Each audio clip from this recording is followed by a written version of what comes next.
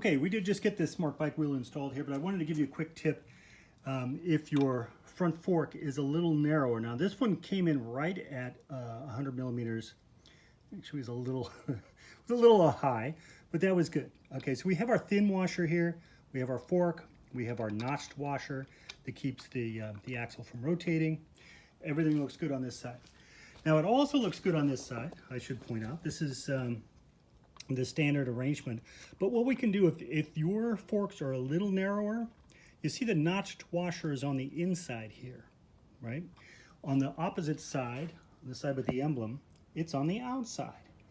Well, that allows you to flip this guy over, right? So I could put him on the outside and give me a little bit of room here. So that's gonna, you know, that washer itself, it looks like about 1/8 of an inch thick.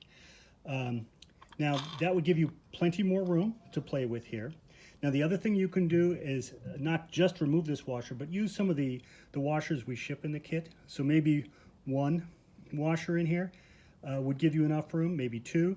But if not, you can just flip this over and have it fit in there. Now the important thing here is that these are the bolts that hold on the disc brake.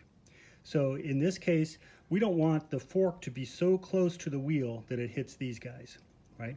Now we can remove these and the little collar ring that holds the disc brake on. That's not important, but we don't want to have this interference going on here between those two.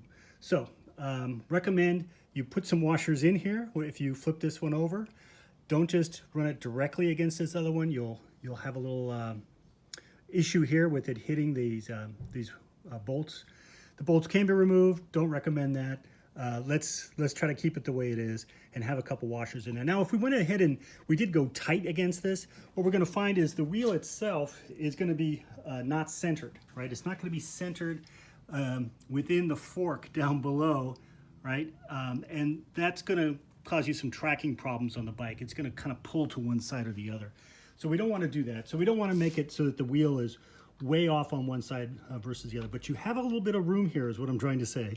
So if you need to make an adjustment, and it's only off by a little bit, like the fork just will not fit in here to get this in place. You have a little bit of room by flipping over the notched washer to the outside and using a regular flat washer in here to give yourself a little more room. Okay?